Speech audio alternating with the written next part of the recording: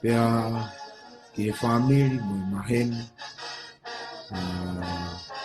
ai ongo i fie kaunga mamahi mo oni e ui maani oni ko whai e ki a sai a mano ui o ku iloa ko wakaloa i he pumbuini pea awi kai ke tau hanu kai ke tau launga e o ku whakamo oni pe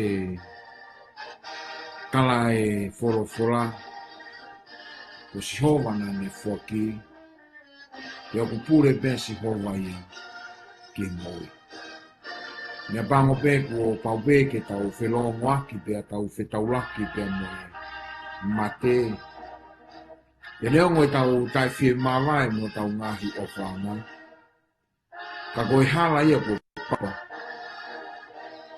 ko mate ko e ngā hoa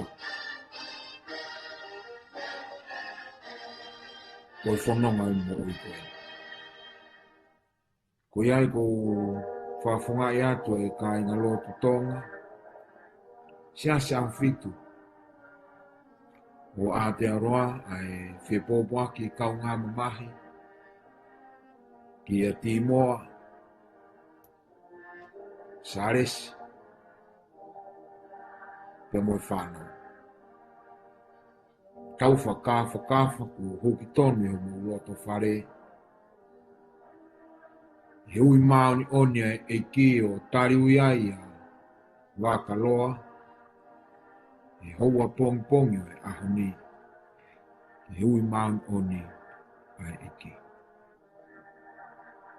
Mari e pe tau whono ngā he koe tala mari o ku whai e he whorofora o ku ikai koe kamata a ngā o ku lau ka koe whakaosinga. Ma o e whainga mari i he whiohi te mo e tamai koe ni tau te whito ke whakaosia e ni mo ui. I kai koe vei ua. Ai tūwhakanga o ku whaki e he otua ki e tau piri ki mi whanonga. Whamoni e talamari o ku whai apostolo ko Paula. Wakaloa ko ke taua e tau lelei. Ko ke lawa ia e whakapue. Ngata heni. Ka ke hūkoi ke malolo. O tatari ki ho pare ko teu he otua mo o. Talupe me he kamata anga mana. I o tau rea whataha pe mo pēteria ke. Ko sihova nā ne whaki. Pure pe sihova ki he mo ui. Tau ahi pe ke taria. He ko hono mafi. He ko tai whakawhihu ia. Malo mua e mau tangata whakakoloa ake siasi. Nā ke whakakoloa ake family. Pea hiri o ai. Hono whakakoloa aki. Ai whonua hene fua whatungia. Tau lotu pe ke tau maringi mai e keresi whakanonga e otua. O mai e ne whie mai e. E whakakoloa aki e Timoa. Ai umaa Saresi pe mo i whanau. E tai mi whaingata. Whakatawangi pe. Mokoi e whinangalo e awhiona. Ka ke huai mai. Ai no ngā mo whie maari e ke whanau. E tai mi whaingata.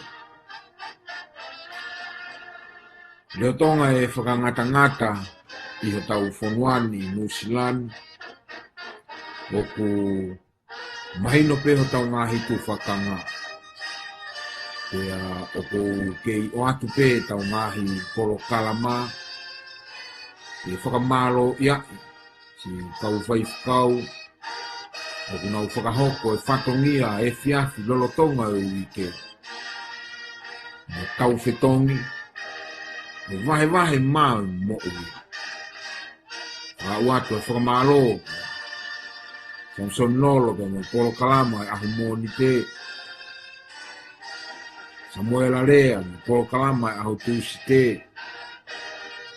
Daik Palestine malolo emisiona tonga. Mo Polo Kalama, au pule lulu. Whatonga yang e hoko pe tau ngahi Polo Kalama. Kai orewa ku whakangofua, ke tau foki o tau ngahi whai angalotu. Neongo ku o si foki o rewa lo ua mo konga. 2.5. Kau kei whangatangata pe toko lahi, o ku whakangofua mai ke kau he whiohi a ngā koe toko hongofu. Tuku kehe pe ai ngahi apisia. Iene pe he, te iai ke mahino e tala ho tau huunga, mo tūkunga e tau whanonga, i hoko atu koe ni. Te tau ke ngāwe aki pe laiwe. E o atu hoko pe, mei he monite, ki he sāpate. Mo tau ngahi mauanga ke resi, i he ngalu ope. Mo tau Polo Kalama ku hanganaki mai ki he wikeeni koe ni e kai ke liliu. Tau Polo Kalama tatau pe ku tau wanga maheni, unu wha ngāwe atu aki. Polo Kalama e whanau tai mi hoko totonu ai hiwa. Polo Kalama e kautala vou, hiri e Polo Kalama e whanau. Watu pa mo tau wako re soni, kakai lalahi. Tau Polo Kalama malanga. Polo Kalama whao saba.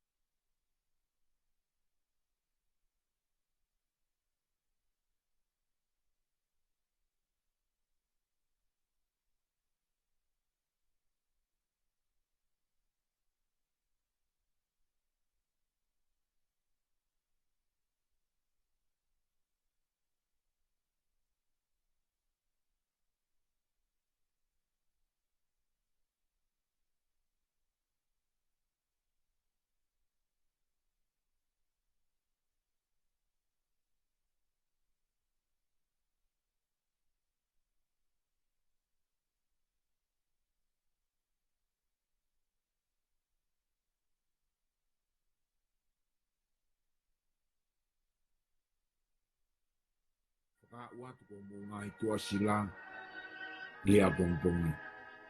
Mo ko sia fahinga ko sia watu. O motor go te ke a watu e whakakakato atu ia a bongbongi.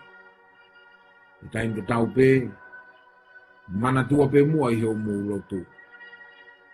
E te watu a North New Zealand Conference ke whakahoko e tau konferenisi. O no whiri e tau Palestine, sekretari, tau i paanga pe mo e kau ofisa o tau konferenisi ki he wanoa ua taha.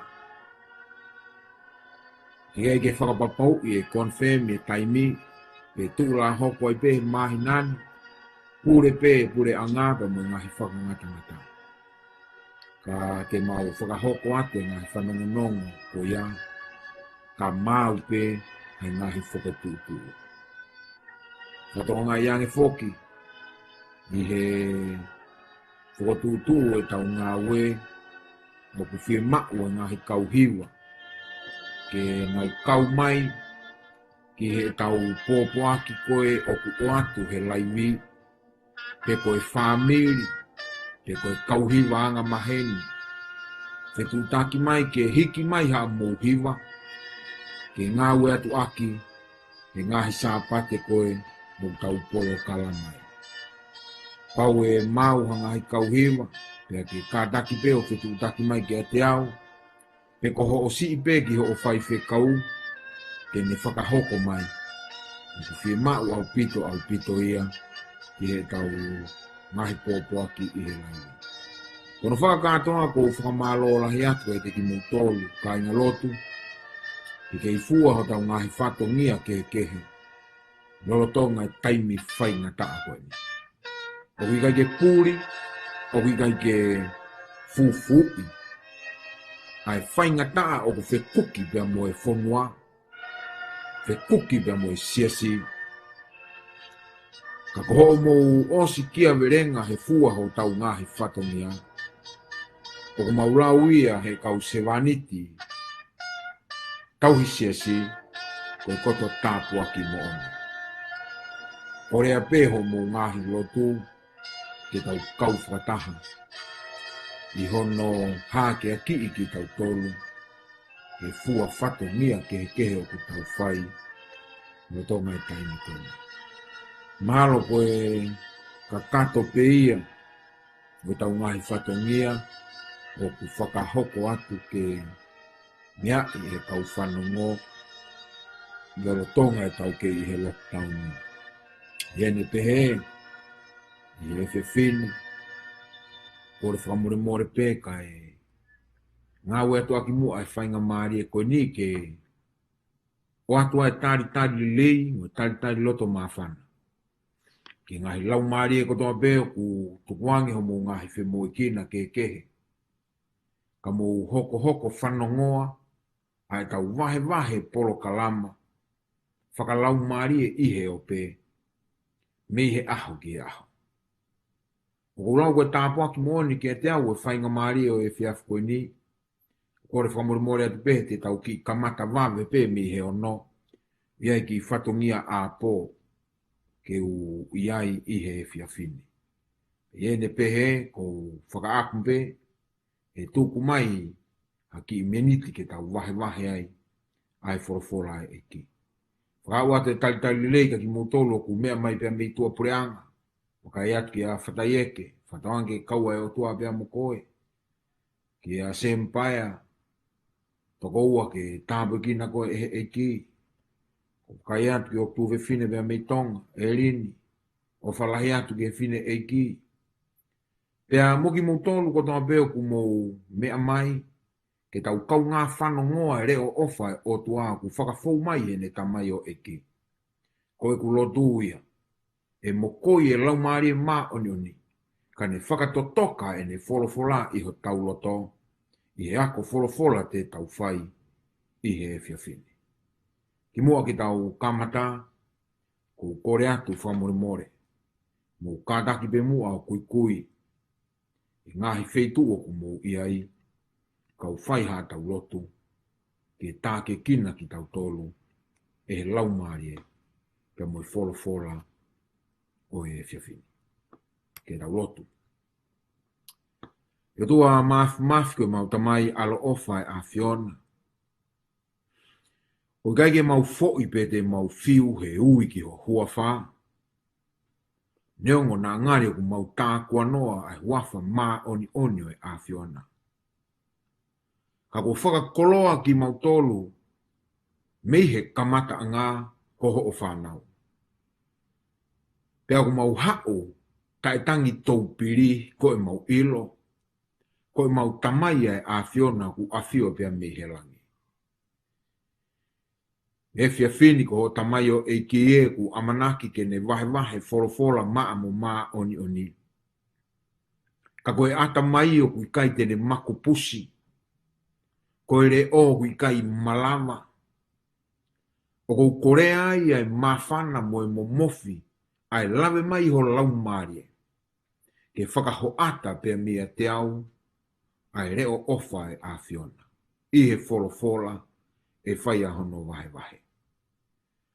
Tua mau hangatu ke te koe e houa koeni, koe hui koe ngahi kawe inga lotu ku mau whaatakua, he whiafi ki he whiafi. Ke whakafoki pē mau langi ia i he tari lotu kua ke whai o whakatatau pē ki ho wholofola. Ku mau mana tua mawahe e houa koeni, whamiri o Wakaloa, ai ui tau si te moa, e mawha tuki o mawai pia moe o whaanga. Sāresi pia moe whanau, koe mau lotu tu whakamore lau maari maani oni. Ka ke whakanaa e nau tangi. Aki e nau wakai ke tuku lau mea le lei.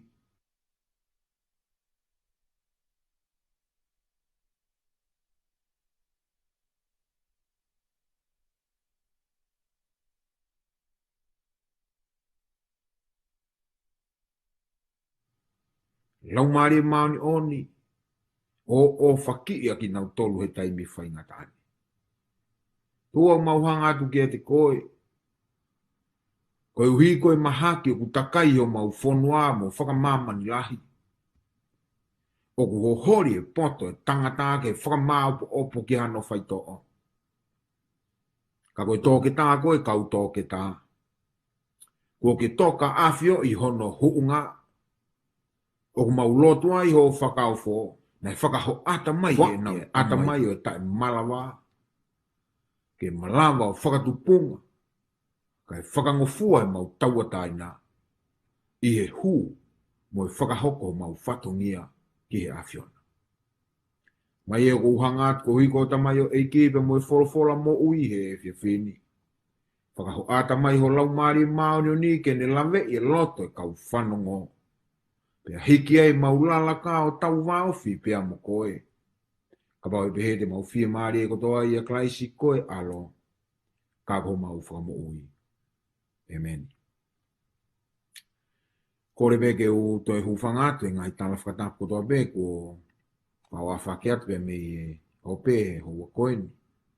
Ka tā beke a te au ke o atu e tau porokalama anga maheni o ku wahe atu i he tua pule lulu kotoa be. Pe mo whatonga.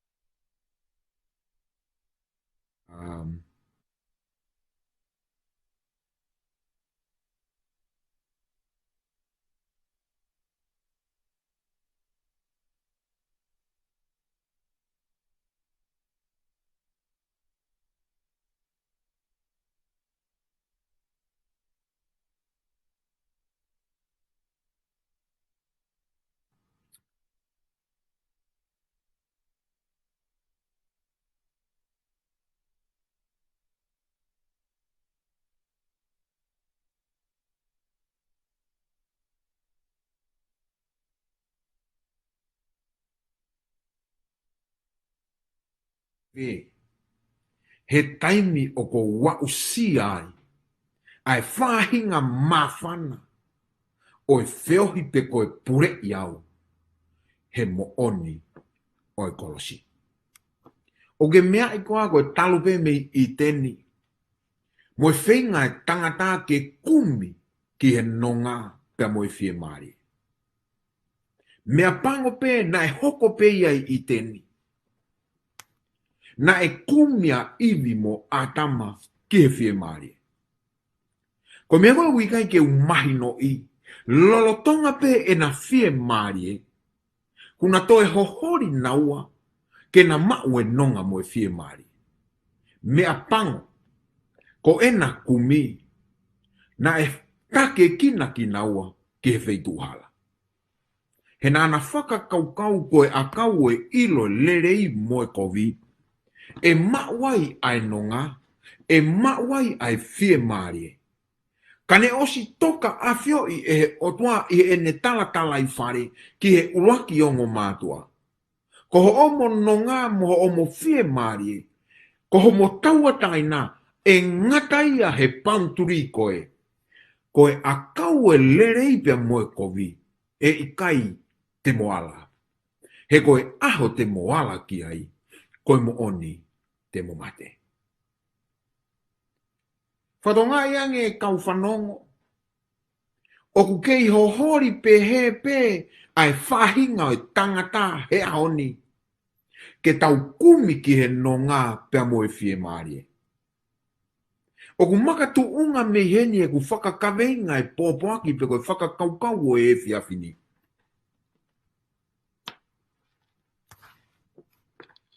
E whē tu unga mo e au sia.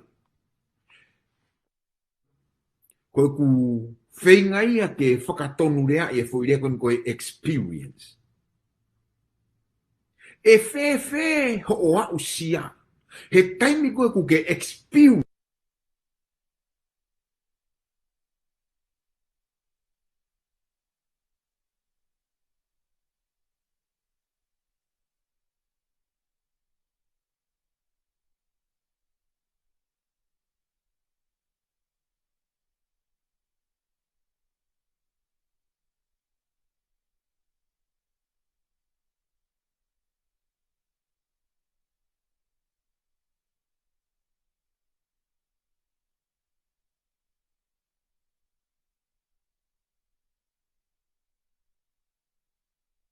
E tangata lolotonga e ne osi mahi noi ko e kolosi e whaia e no ngā mo e fie marie.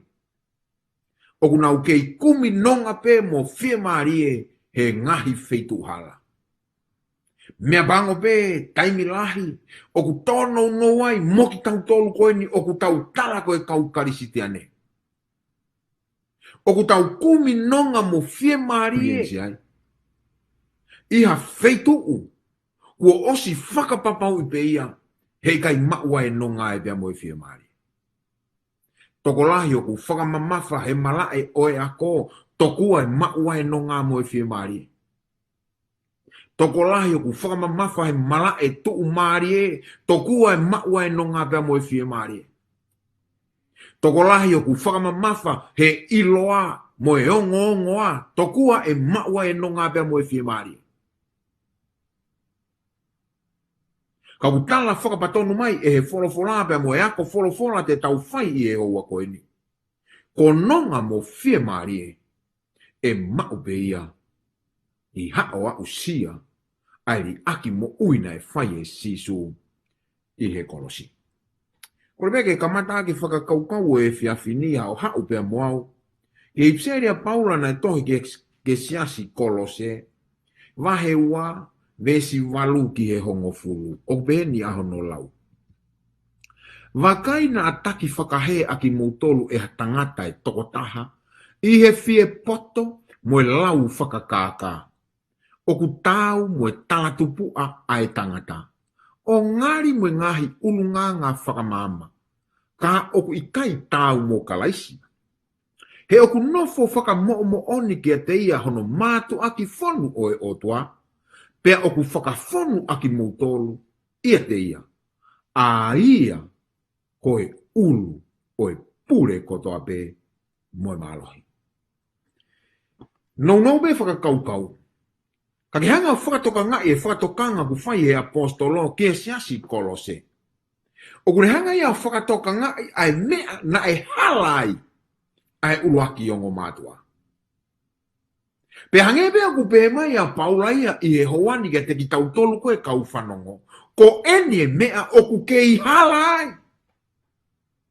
Ai whahinga o e tangata koe whanawa a tama pea mo iwi. Kumo mea i koa koe uhinga ina e whiria i e a tama pea mo iwi. Ke na kai me he whai a kau e ilo e lelei pea mo e kovi. He na e taki whaka hala i naua. Na e taki whaka he ia iwi e he ngata. Ki he fuu a kau. Pea ne kaka ia o ne hinga. Koe maria koe whakakaukau ko mai he apostolo i he whiawhini. O kune whakahau ata mai e maria e whakakaukau koe ni. Wakai na ataki whakahei aki moutolu eha tangata e tokotaha. I he fie poto mo e lau whakakaka. O ku tau mo e talatupu a e tangata. Koe whanongo i e whiawhini. Koe hae ngahi mea marie o e mo ui koe ni. O ku hange te ke mauai e no ngā pea mo i whia mari. Na ko hatala tupu aia. O ku tau kei puke mau ki ai. Kau te ki ai ke te hanga o whakapapau i. E mauai ai no ngā pea mo i whia mari. Ko eni ai au sia te ke mauai e no ngā pea mo i whia mari. He ka oku ikai tau he oku nofo whakamomo oni ki a teia hono mātu aki whonu o e otua. nofo whakamomo oni ki a kalaisi. Ai kotoa oe otua, matu aki fonu, ai kotoa oe otua. Pea oku whakafonu aki mutolu ia te ia. Aia koe ulu oe pure kotoa pe. Moe malo, malo pe mo toi mana tu ipe ku wako toi tapu koe ki mu atu. Ai whakakau. Nā ku tala noa o mai. Ai he ngahi wikon ku tau situ o miai. Tala noa o mai e mo oni o mo ui taengata. Koe mo ui taengata, koia koe kua whanau i a kalaisi. Koia koe ko ne maua kalaisi. Ko ne maua ai mo ui. Koe ni utara mai. He oku nofo whakamo'o oni ki a te ia, hono mātu aki whonu oe otua. Pe oku whakawhonu aki mōtolu i a te ia. Ko tau tolu koe, ko tau maua kalaisi, oku whakawhonu ki tau tolu i a kalaisi. Pea ko to tonu koe te au sia koe o e au sia o e kolosi. O to tonu ke whakamo oni ki ta ua. Whakatanga pea moe Peteri ako te vita he ua tolu e ngai sa me moe vesi ulua ki. Ko ho tau hia si hova hei kai pete tau masiwa. He ko tau wau sia e tau tolu. Ai mawhana lame mai o e kolosi. Ko hai ho tau hi. O ku ke fie maunai e nonga, pia mo e fie maari. E malawa nai ke tau wau ke feituku. He i kai te tau toe hori ai, pe fie mauai. Ha mea, ke ne feau, ai tau hori e mo ui koe ni. E malawa nai ke te au sia, ha feituku.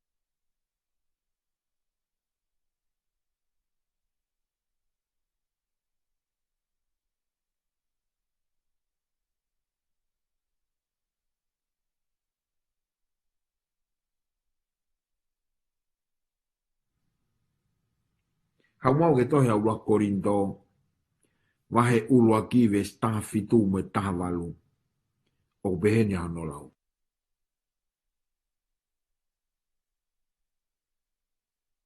Ulua Korinto, wahe ulua ki taha fitu me taha walu. Henai i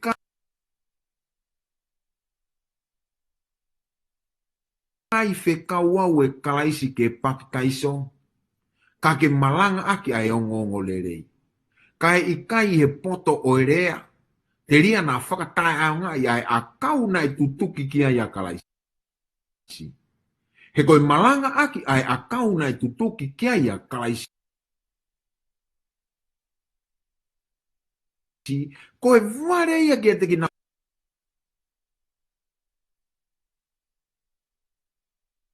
tolu oku mala ia. Ka koe malohia oe otua ke a teki nau tolu kua whakamoui. Hoi whanau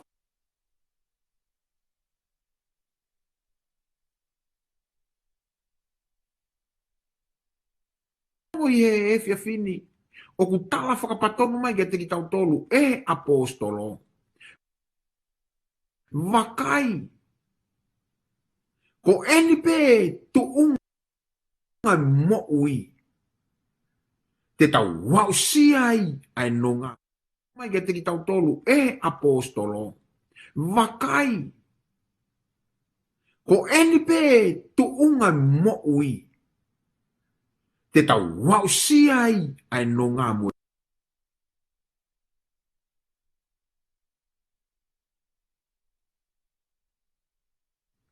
He whakalato ata pe ia. E si sukalaisi. I e tau hiki ai, e usia o kolosi ke maolunga.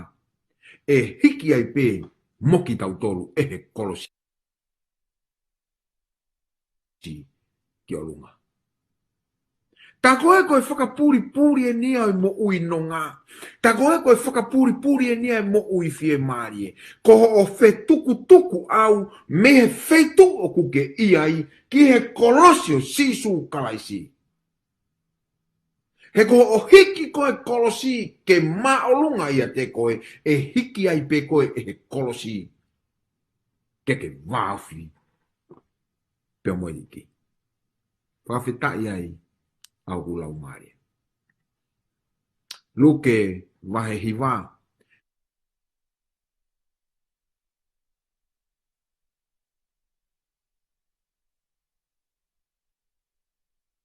pe mo vesi ua tolu pe ane pehe ke a te ki nau tolu kotoa pe ka pau e mui mui ha taha ke a te au tuku ke si a hiwa pe mo vesi ua tolu ia pe ane pehe ke a te ki nau tolu kotoa pe ka pau e mui mui ha taha ke a te au tuku ke si aki e ia pe a toha ke ene a kau mafasia i he aho kotoa pe a mui mui ia te au. Koe whanong koe kolosi, koe ri aki koe. Pe koe tau te wharea ke toi maari e mo mahu inga maari ange. Ta koe kolosi, koe malama e perikani o ri aki ahono kita. Ri aki e perikani a perikani. He koe tau mai e tō ki tāko luke.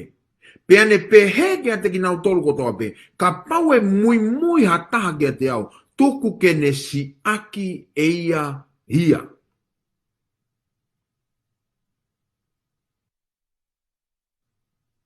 Si aki ho poto.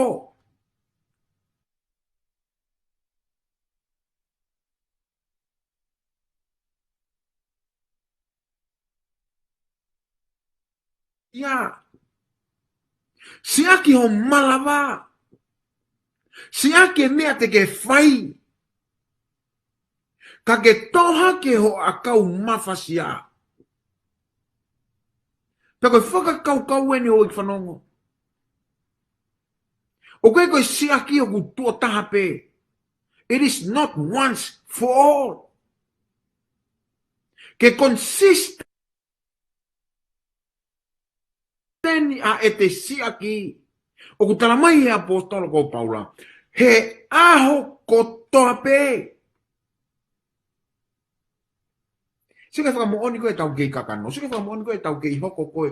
O kei malohi ango tau tangata ai kakano. He te siaki pe aho.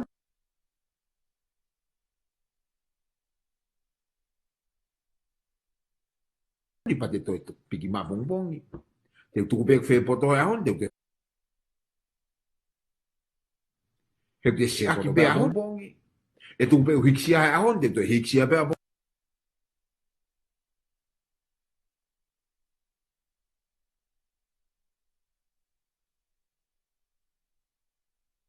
Bongbongi. Te tuku pe malama e aho. Te toi whenga pe o ke maa bongbongi. Mari e koe tu unga ku tau iei. Tala mai rewa he tōke tā. Tōku ke siaki.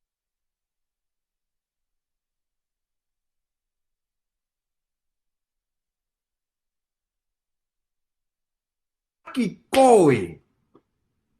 Pea ke toho a kau mawhasia. I he aho kotoa pe. Pea mui mui. Ia si sukraisi.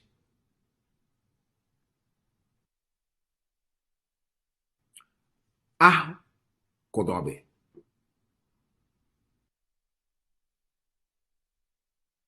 Aia koe au sia e kolosia is a daily thing. Koe mea ia ku te au sia whakaaho. Tau totonu e mawhana lave mai e kolosia. Ke wau sia whakaaho e au. Ke mui mui whakaaho pe ki a sisu kalaisi. Whanongo ke laua ulako rinto vai tahani maa vestou taha.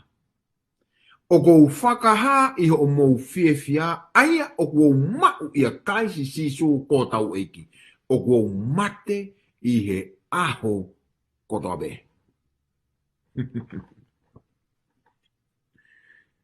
Koe nonga, koe whie marie, o kou aia i he te whiewhia. Pea koe nuk talamai e Paula, koe au sia kolosi, koe mate hoko e a kau mafasia. Tamai ke te siaki eia e kita. Kai to'o e te a kau mafasia. Mea ni koe whanonga e karistea nea ku whamamahi. Kai mi lahi tau whawhaka kau pehe. O ku whakamamahi e tau whanonga e ku whaingataa. Oi tau sio tau tolu koen koe ku tau kau ke tui e siasi aha fitu. E whakainohino koe nei toi tapu tau o haka maheni ki ai. O tau whaka kau e tai mi lahi ku whaingataa. He tara mai ke tuku e. Whanau mai ke ngani au whia mao koe tau whanonga whaka. Tara mai ke tuku e, o ku tapu e, o ku kovi e. Pa tau sio lewa koe ke whakahoa e tau mo ui koe kakai kehe. Pa tau whakakau, he mo ui whakakaristiane whaingata amone ku tau mo ui ai tau tolu. Koe haku whaingata ai e tau mo ui a tau tolu. Whanau mai, whanongo lelei mai.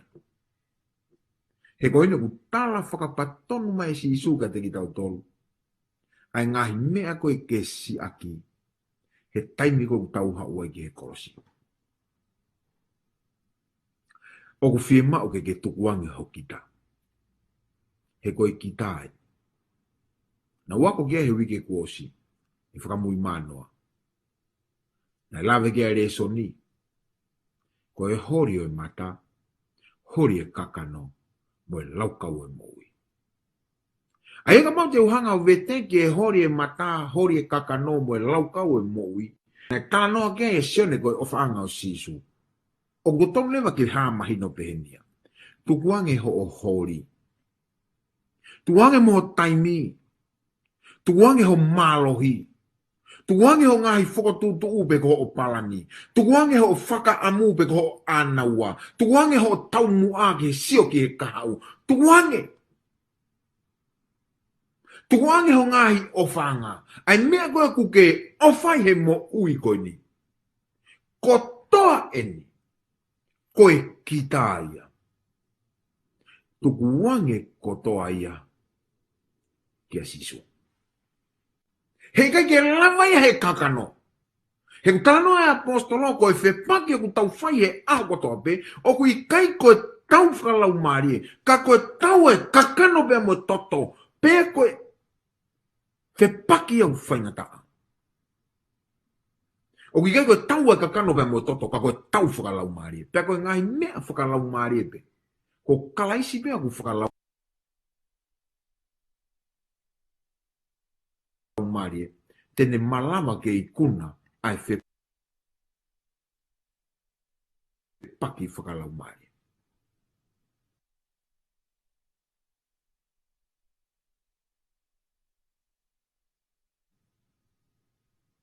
Ko e au sia kolosi o ku uhinga ia ke whakafoki katoa.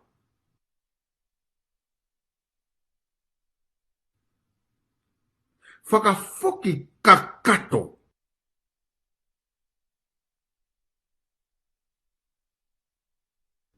Katoa.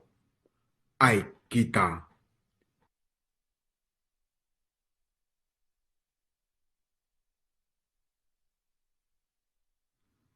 Whakafoki kakato.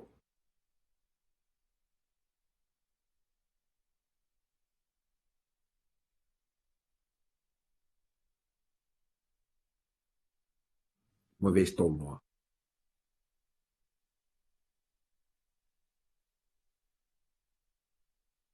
O beni hono lau.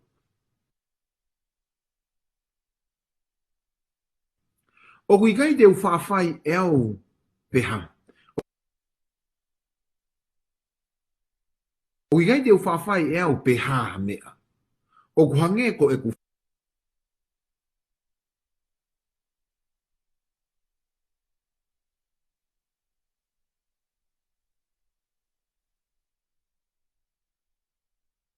whanongo a e ku whakamau.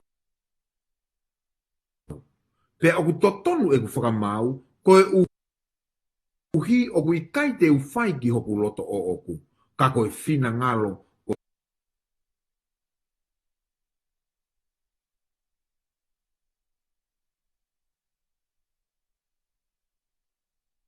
e tamai na ane whekau au. Ai ko tukuange, so ko tukuange, ko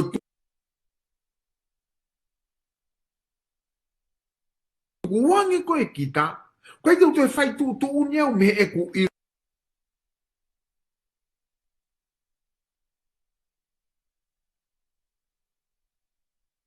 lo mo e ku taukei, o ko whai tu unia me whakahino hino mo e tāke kina ai lau mare mānoni.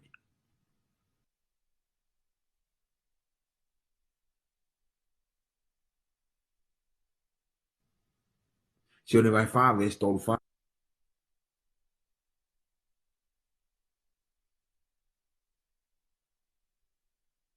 pe talange si suge te ki nau tolu. Ko e ku mea kai, ko e whai ai loto, o ia nane whekau au.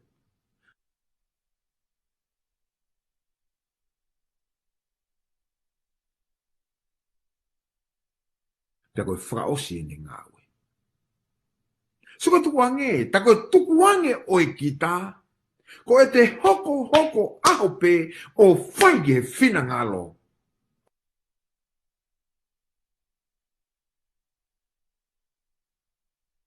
Oe o toa. Nā kulau peke hui kōsi.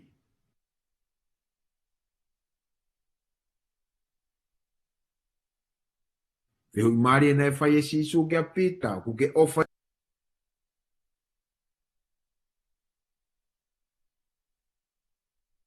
e te au.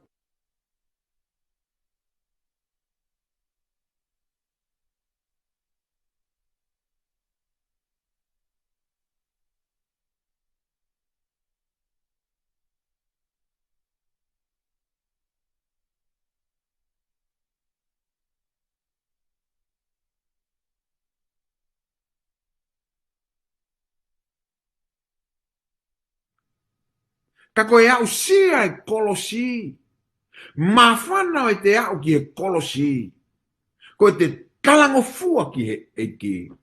Pe hei kai whakamamahi ai e mo ui, ai pirikimi whakakaristiane o ku tau whai he whanonga anga koe.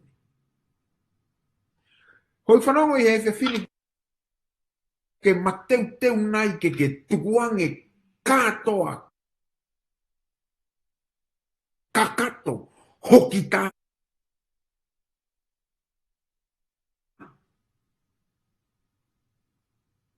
Ko ke mateu nai ke kotoa, kakato,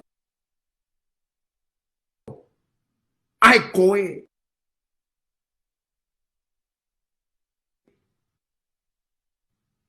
Kia sisu kaisi. Pe tānge sisu kia te ki nau tolu.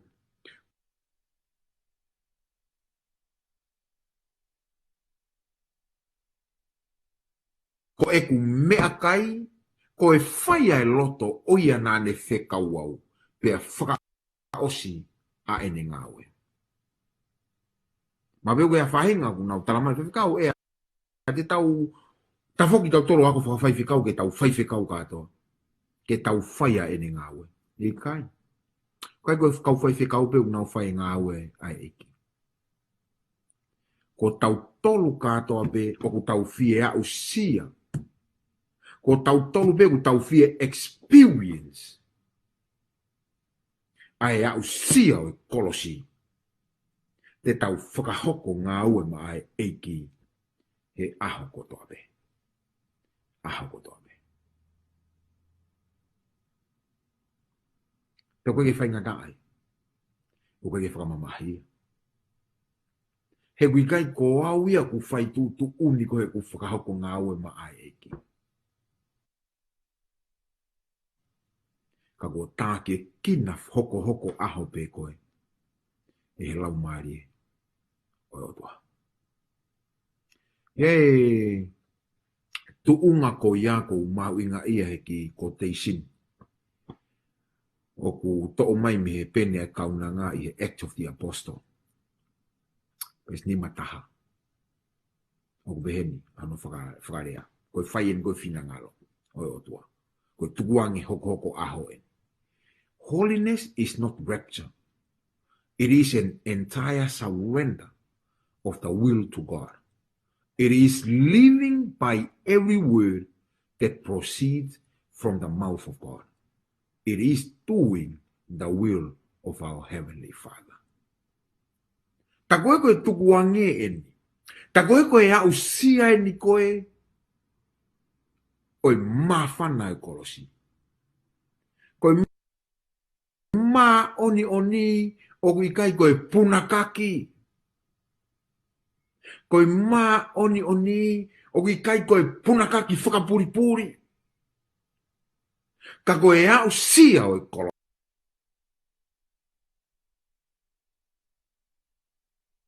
kolosi.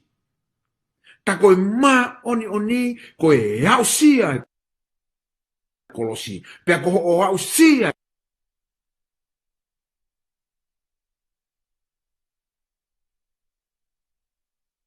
e kolosi koho o foaki tukuange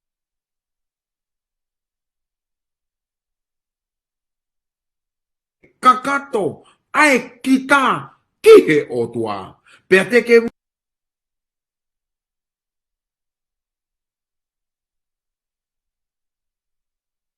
mo uyo whakatatau ke ene wholofola o ku hau be mi hono fofonga.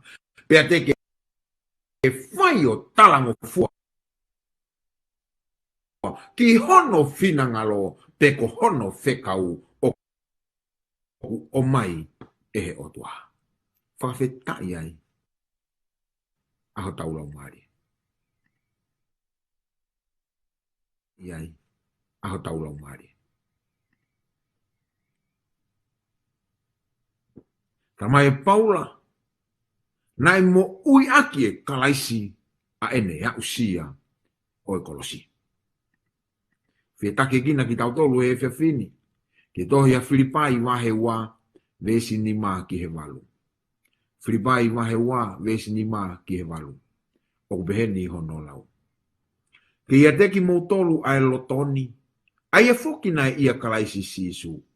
Ko ia ihe ene ihe tatau o e otua. Na i kai pehe eia koha whaaoa kane taha mo e otua. Kana ane whakamasi ve siwai ia. O ne to'o kia te ia ai tatau o e tamai o eiki. Pea whanau ia i he tatau o e tangata. Pea kuo ilo ia i he tatau o e tangata. Na ane whakamo ulaloa ia. Pea talango fua ki he mate io. Ai mate i he akau. Koe au sia o e kolosi. Na e uia ia kalaisi. Koe malama whakawhekotaki o e tangata pea mo e otua. Ka pau na ia e ha tokotaha na e totonu ke whai loto ko sisu te repe. He koe alo ia e otua. Ka kuke mea ikoa na i kai tene teitei whai loto. Na ne hohori ke malama ori aki e kita kai whai hoko aho pe ki he whinangalo o ene tamai. Le ko ti mari e talanoa o sisu mo kau apostolo. Mati ua ono ves tolu ono ki e whawha. Ne taki atu e kau apostolo o ne more atu ki e mounga. Mohe be e kau tangata. Hoko atu e ne foki.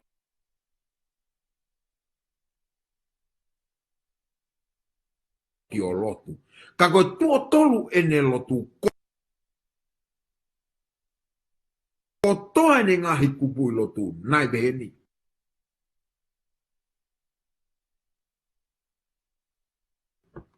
E tamai. Ka ikai malava.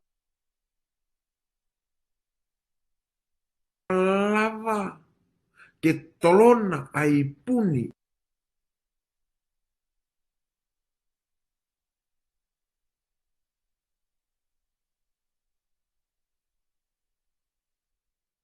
Ia te au. Pea oa nā whai ki hoku loto. Kai whai bea ki howhina ngalo.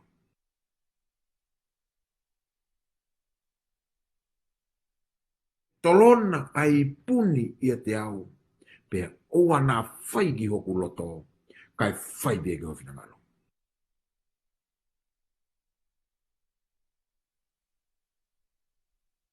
Nane no no hono kita, nane whailau lau i ahono kita, nane kalu se whai a ene otua, kai malama e hono tangata ke whakaau hono whahinga ki he pureanga o ene tamai. Oku lauai, koe lauai au, ki he au sia o e kolasi. Oku ke loto nai, te ku ke mateu teu, ke whoaki ka kato katoa koe, ki a kalaisi. He ka mau koe au sia e kolosi, koe tukuange ka kato e perikani a hono kita. O kou loto nai ke whoaki ka kato katoa. Ai perikani ki a kalaisi. Whausa ke tala noa maari o kure koti e toia mati u taha iwa, vesi taha o no ki e uoa. Po taha noa motua. Taha noa e mea ia e kumotoru e mea mai kau tau kei wholofola. Taha noa koe tala vou mau koloa. Ngane whiu ki a sisu. Koe hate u whai ki u mau e pure anga o e langi. Koe kamata koe ne whiu ina ne ui a sisu. Koe lelei. Tari maari e ne whai e sisu.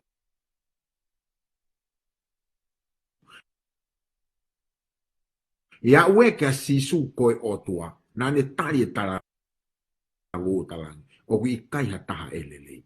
Kako e ku tamai pe. Tako e kamata anga ya usia o e kolosi ko te ilo i e tu unga ko e oku te iai. Whanau mai ke whenga sisu ke hiki e talavou ke ne ya usia ko ia. Tako e ya usia kolosi o kui kai ko e talango fua. E nai whehu i e sisu e ne tari ke talavou whai e ngahi whekau. Koe whehu i koe hate u whai ke umae pure anga o elangi. Koe tari whai ku ngahi whekau. Mari e talavou pa ne talange sisu, talu e ku keisi, mo e ku talango fua ke ngahi whekau. Mea ne ku mari lahi talange sisu, malope. Malope talango fua. Malope talango fua. Kako e au sia e kolosi, o ku ke kei hala he taha. Pea koe taha ko ia talavou. Whakatau, pea ke mui mai ia te au. Whakatau pea ke mui mai ia te au. Ho e whanongo. O ku tau whaibe tau tolu ki e talango fua. Ka ko ke hau sia nai e hau sia e kolosi. Ko ke malama nai ke whakatau. He koe whakatau talange sisu. Whakatau tukuange. Pea ke whakia ke masiwa. Pea ke mui mai e te au. Tukuange koe mea ku ke whalala ki ai. Talavou. No whalalanga koe koloa. Talange sisu. Tukuange.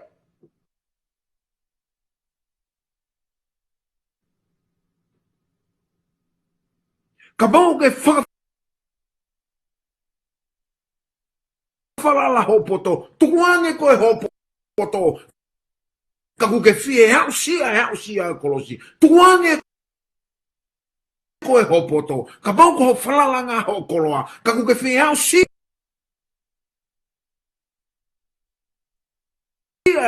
e kolosi. Tukuange koe ho koloa. Ka ke mui mai ia sisu kaisi.